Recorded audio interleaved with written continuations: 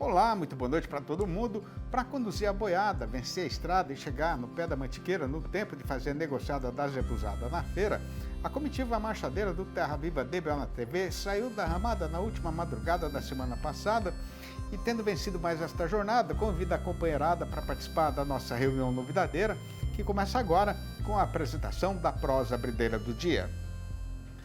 O tempo continua passando, o relógio está andando, o mundo está girando. E o resultado é que, para o dia 1º de agosto, agora estão faltando só 2 semanas e mais algumas horas, o que vem a ser o prazo que o Brasil tem para tentar convencer aquele senhor descompensado emocionalmente, que hoje é o presidente dos Estados Unidos da Norte América, a cancelar a absurda e inaceitável taxa de 50% sobre as exportações daqui para lá. Pois então, o que tem de novidade a respeito dessa verdadeira barbaridade contra a economia brasileira é que, nesta terça-feira, foi realizada em Brasília a primeira reunião da comissão formada pelas autoridades federais com representantes dos principais setores que serão prejudicados se a gravíssima injustiça prometida pelo valentão do cabelo alaranjado for mesmo cumprida.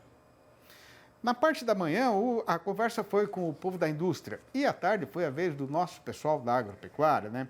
E com as duas turmas, o que foi discutido e ficou resolvido é que, primeiramente, o Brasil vai insistir na negociação e no argumento de que não existe nenhuma razão de fundamento econômico que justifique tamanha agressão ao nosso setor produtivo e ao país inteiro, né? Conforme já é do conhecimento geral dos companheiros boiadeiros, todas as principais entidades representativas da atividade rural já divulgaram o seu posicionamento a respeito desse mal feito lá do gigante nortista. Entre outras, e falando especificamente da pecuária bovina, a ABIEC, que é a Associação Brasileira das Indústrias Exportadoras de Carne, disse que, com essa taxação, vai ser impossível continuar embarcando o produto daqui para lá. Por outro lado, lá mesmo no terreiro deles está crescendo a preocupação em relação aos resultados reais desta alucinação taxatória sobre a economia estadunidense. E a conclusão é de que o preço vai ser muito alto e quem vai pagar a conta são as empresas e a população.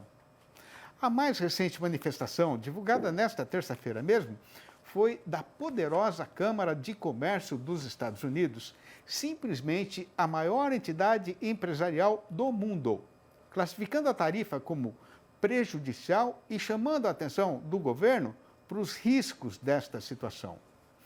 O comunicado pede urgência na negociação e faz a recordação, entre outras coisas, de que mais de 6.500 pequenos negócios norte-americanos dependem de produtos importados do Brasil, enquanto 3.900 empresas de lá investem aqui, sendo ainda que o nosso país é o destino de 60 bilhões de dólares em bens e serviços exportados de lá para cá. Sendo o mato traiçoeiro, para entrar nele carece de ter um bom cachorro perdigueiro, do mesmo jeito que, para negociar no mercado, o companheiro pecuarista precisa se guiar no eito por um especialista neste riscado. E para ajudar a fazer esta função, a gente apresenta agora, em parceria com a Scott Consultoria, a conversa com o analista. Olá a todos que nos acompanham, eu sou Pedro Gonçalves, engenheiro agrônomo, analista de mercado da Scott Consultoria. Eu estou aqui para falar um pouquinho, né? A pergunta do momento é, com essa alta do dólar, agora essas tarifas 50% Estados Unidos, né? Foram colocadas, impostas aí ao longo da semana passada, entrarão em prática aí a partir de agosto apenas, né? A gente tem aí esse período de negociação praticamente para saber se elas vão ter o impacto, vão entrar em atividade ou não nesse período, mas a pergunta é o impacto que isso traria para esse momento, se isso traria aí um menor volume de carne exportada para o momento. A questão é que no curto prazo, o que pode acontecer é justamente o contrário, né? Aumentar os volumes de venda, visto que as empresas exportadoras e as importadoras dos outros países devem correr um pouco mais aí para garantir a compra para esse momento. É claro que nesse momento, né, curtíssimo prazo ali, praticamente 4 dias depois do anúncio, a gente está vendo uma situação de compra, né, de bovinos aqui um pouco mais lenta, né? Todas as empresas aí, as indústrias exportadoras estão um pouco mais com um passo mais comedido nesse momento, né, analisando a situação, como que vai ser toda essa situação, desse impacto, tudo, então as compras estão bem paradas, o mercado boi gordo está praticamente congelado. Claro que se a gente fizer um comparativo aí praticamente da nossa produção de carne com a exportação para os Estados Unidos, o impacto é muito pouco. Porém, é um faturamento e isso deve impactar algumas indústrias para o momento. Curtíssimo prazo, a gente deve ter aí, pelo menos nesse mês, uma corrida mais para comprar a carne bovina. Agora, se essa tarifa entra em vigor, realmente nós teremos um impacto. Estados Unidos, ele é 12% do nosso faturamento, do nosso volume praticamente, 12,5% de tudo que a gente está vendendo de carne bovina para esse momento, foi aí no acumulado quase US$ 1 bilhão, né? 760, 750 milhões de dólares acumulados para esse momento de exportação para o país, ou seja, é o impacto que a gente tem dentro do faturamento do que a gente está vendendo agora para esse momento de carne bovina. Se a gente vê, inclusive, desse momento, os Estados Unidos ele praticamente triplicou as compras que vinham do ano passado. Estávamos ganhando mercado, porém, se elas entrarem em ação, realmente as tarifas, acabaria ficando um pouco mais inviabilizado fazer a exportação. Numa conta rápida, né? A gente pega aí praticamente o preço médio de exportação para os Estados Unidos, sendo 5.500, US$ 5.700 aí para esse último período, praticamente, com essa tarifa de 50%, a gente chegaria somando, né, ou não, dentro aí dos 27% que a gente tem hoje, seria mais próximo de 75% e a gente teria um preço quase US$ 9.000 pela tonelada de carne bovina que os Estados Unidos teriam que pagar para o Brasil nesse momento. Praticamente o preço que os Estados Unidos exporta para o Japão, país que compra carne bovina premium praticamente, né? O preço por tonelada 8.000, 9.000, até chegando aí a US$ 10.000 praticamente, e a Coreia do Sul também nesse patamar. Outros cenários que podem acontecer, né, demanda internacional, a gente já viu aí uma cotação da Austrália que caiu bastante nessa última semana, deve ser reflexo justamente disso, né, dos países correndo um pouco mais dos Estados Unidos, principalmente correndo para comprar, garantir essa carne brasileira que é a mais barata hoje no mercado internacional, até mesmo mais barata que o nosso país vizinho aqui, o Paraguai, que teve algumas quedas aí nos preços esse último momento, né? Argentina, Uruguai, Austrália trabalha aí na faixa dos US$ 70 até US$ 80 praticamente, enquanto nós estamos aí 55, US$ 60, né? Bem mais viáveis aí de compra para esse período. E aí, essa demanda dos Estados Unidos, que se perder o mercado brasileiro, vai ter que acabar comprando desses outros países. Em questão de volume, eles não têm a mesma capacidade produtiva do Brasil.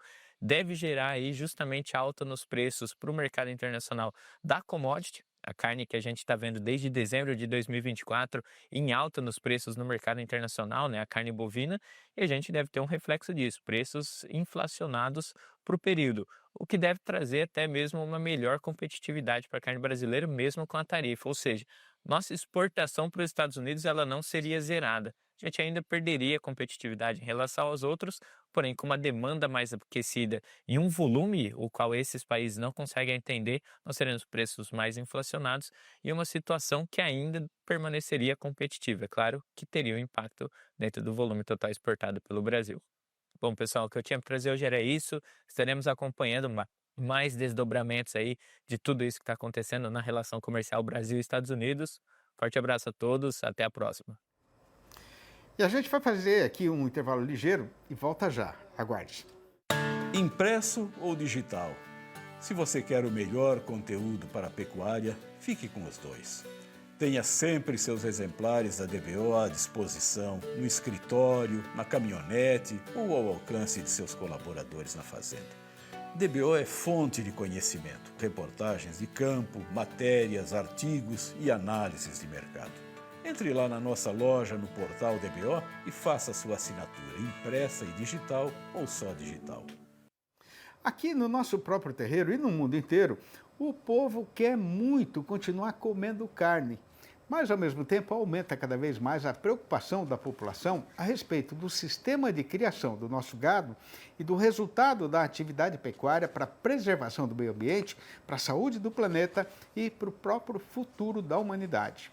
Aí, na tentativa de dar atendimento a este peditório, já teve gente inventando até carne de laboratório, achando que isso poderia ser a solução para essa questão, né?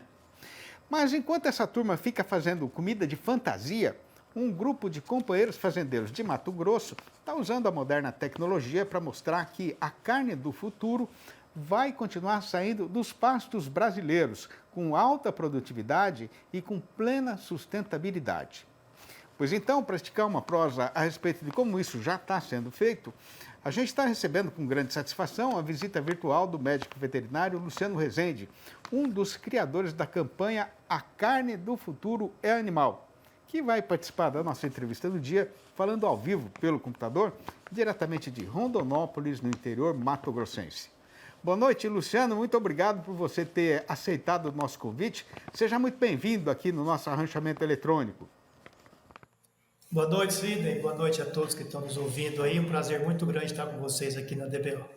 Prazer é nosso. Ô, Luciano, o que é essa campanha chamada Carne do Futuro é Animal que vocês estão lançando aí em Mato Grosso, hein? Então, Sidney, parece até chover no molhado, né? Falar que a carne do futuro é animal, né?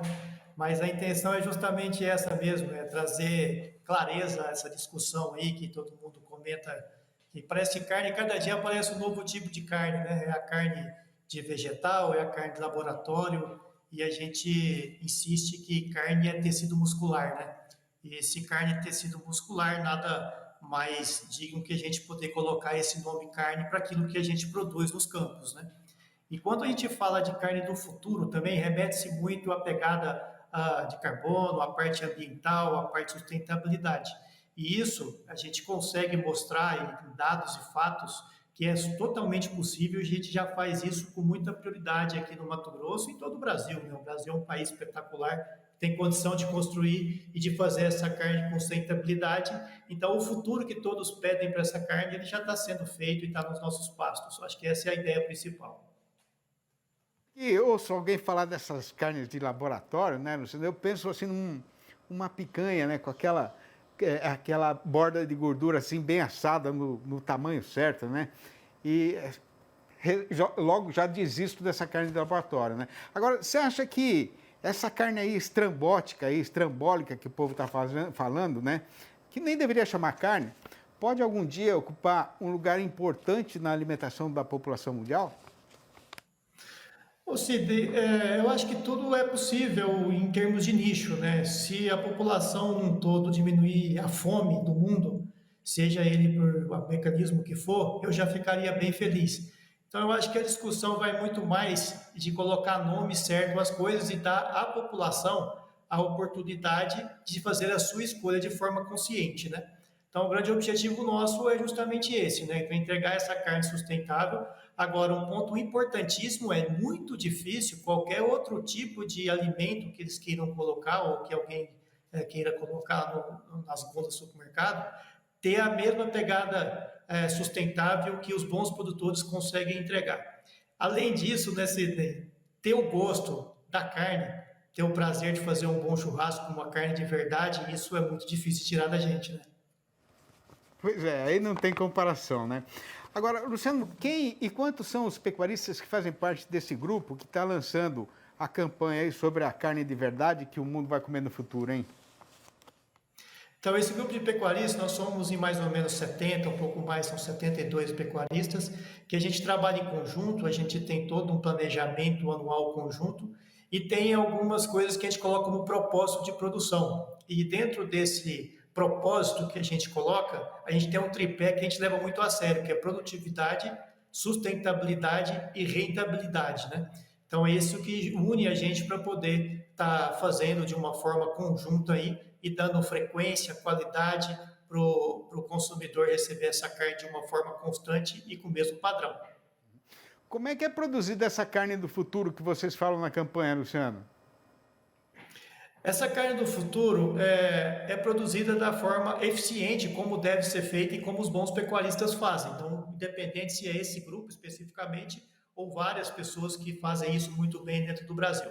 Agora, o que a gente traz são medições, né? A gente a gente traz a ciência para dentro da discussão. Então, a gente teve aí a contratação de doutores para poder fazer toda a pegada de carbono dessa carne.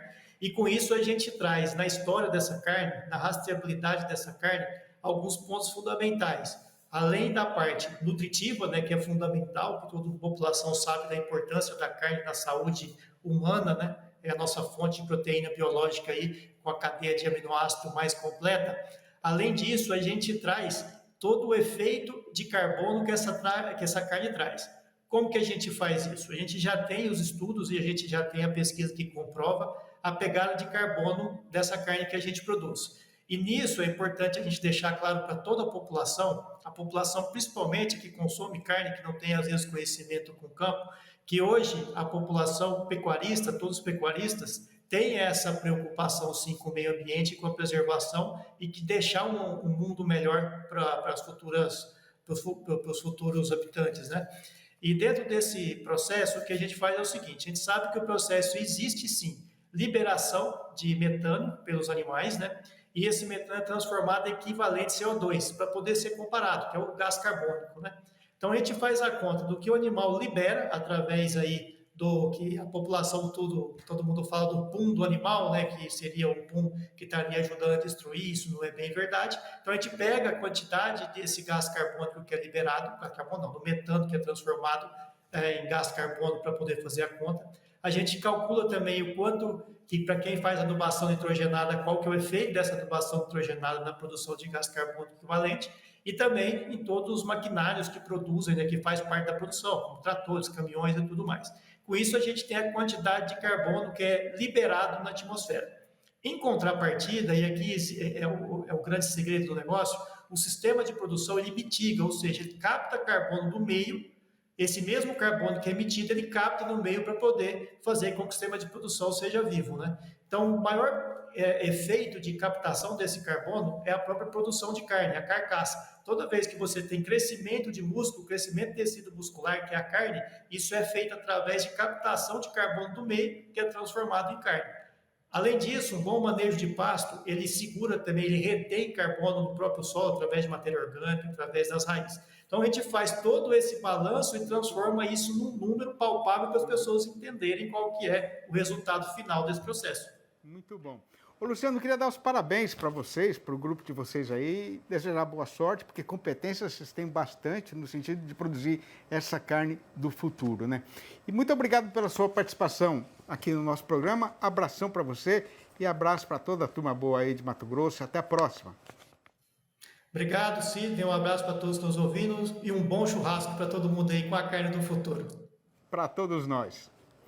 E veja a seguir. No meio do tiroteio promovido pelo presidente dos Estados Unidos contra os fazendeiros brasileiros, o mercado do boi gordo está praticamente parado no país inteiro, porque está todo mundo muito assustado e o dono do frigorífico, que suspendeu a compra de gado, está esperando para ver o que é que vai acontecer. O Terra Viva DBO na TV volta já. Aguarde. No meio do tiroteio do presidente dos Estados Unidos contra os fazendeiros brasileiros, o mercado do boi gordo agora está praticamente parado no país inteiro. O caso é que, sem ter como saber o que é que vai acontecer daqui para frente, o dono do frigorífico suspendeu preventivamente a compra de gado, especialmente de animais criados dentro do figurino exigido pelo setor exportador. Ao mesmo tempo, aqui no nosso próprio terreiro, o consumidor continua alongado e vasqueiro e a mercadoria que está na câmara fria é suficiente para atender a sua atual freguesia. Assim mesmo, a exportação continuou aumentando, sendo que os embarques nas 2 primeiras semanas de julho somaram 104.200 toneladas, com a média diária registrando alta de 12,2% em relação ao período correspondente do ano passado. Pois então, tendo de correr com o serviço para poder resumir tudo isso, o que tem para ser contado é que, no balanço do dia da Scott Consultoria, foram apuradas mudanças nas cotações em 21 das 32 regiões pesquisadas em todo o Brasil e em todas elas a arroba caiu. A lista dessas derriçadas foi encabeçada pelo estado do Rio de Janeiro, onde o tombo foi geral, com o boi sendo derrubado para R$ 290 e a vaca para R$ 265, a prazo e ainda para descontar o fundo rural. No Espírito Santo, o macho piorou para R$ 280. Em Goiânia, a capital do Goiás, o boi desceu para R$ 285 e a vaca para R$ 267. No sul do estado, o macho foi desclassificado para R$ 282 e a fêmea para R$ 265. No sul das Minas Gerais, o boi já não vale mais do que R$ 285 e a vaca do que R$ 270. No norte mineiro, a queda foi só do macho, que foi desvalorizado para R$ 280. Em Campo Grande, a capital de Mato Grosso do Sul, O boi foi cortado para R$ 305 e a vaca para R$ 282. Em Dourados, o macho foi rebaixado para R$ 302. Em Três Lagoas, a oferta menos ruim pela fêmea agora é de R$ 282. Em Cuiabá, capital de Mato Grosso, o boi desandou para R$ 305. Na região sudeste, o macho desceu para R$ 303 e a fêmea para R$ 275. No sudoeste do estado, o boi escorregou também para R$ 303 e a vaca para R$ 273. No norte mato-grossense, os preços novos são R$ 300 redondos para o macho e R$ 270 para a fêmea. No sudeste da Rondônia, quem vendeu nesta terça-feira pegou R$ 267 pelo boi e R$ 242 pela vaca. No oeste do Maranhão, o macho recuou para R$ 270. Em Paragominas, no Pará, o boi já está saindo a R$ 295. Em Marabá, a vaca está valendo só R$ 252. Em Redenção, ninguém paga pela fêmea mais do que R$ 250. No norte do Tocantins, o boi retrocedeu para R$ 282 e a vaca para R$ 252. No noroeste do Paraná, a fêmea se largou para R$ 278. E no oeste do Rio Grande do Sul, a vaca está sendo falada por R$ 9,95 o quilo vivo ou R$ 298,50 por arroba. Eu ainda sou moço, mas antes de ficar um caboclo muito irado, o meu desejo é de aposentar minha zagaia de gancho para casar com a Maria Rita, a cabocla mais bonita que eu já vi, e erguer um rancho barreado na beira do Ribeirão do Saraguaji, plantar um talhão de cana para melado e rapadura, uma horta de legumes e verduras no quintal, ter umas vacas leiteiras no curral para fazer requeijão e queijo, porco de ceva e cria e de sobejo, a esperança e tempo para pagear um bando de criança. Esta prosinha rimada que acaba de ser recitada está publicada junto com mais de 800 outras desse mesmo tipo e feição, que fazem a louvação da nossa verdadeira cultura sertaneja brasileira, né? Na minha coleção Versinhos de Caipira, formada por estes 4 livros que estão aparecendo aí na fotografia. Se o companheiro e a companheira boiadeiros quiserem saber como proceder para comprar um ou todos os volumes da série, é só ligar para mim mesmo no telefone 11 98 224 1807. Repetindo, 11 98 224 1807. Ou mandar um e-mail para sidneymaschio@uol.com.br ou ainda achar meu nome lá no Facebook. E depois de passar estas horas prazerosas em tão boa companhia, a comitiva se despede do povo desta freguesia, deixando a promessa firme de voltar com Terra Viva DBO na TV amanhã às 6h30 da manhã e às 7h25 da noite. Um abraço para todo mundo e até lá então.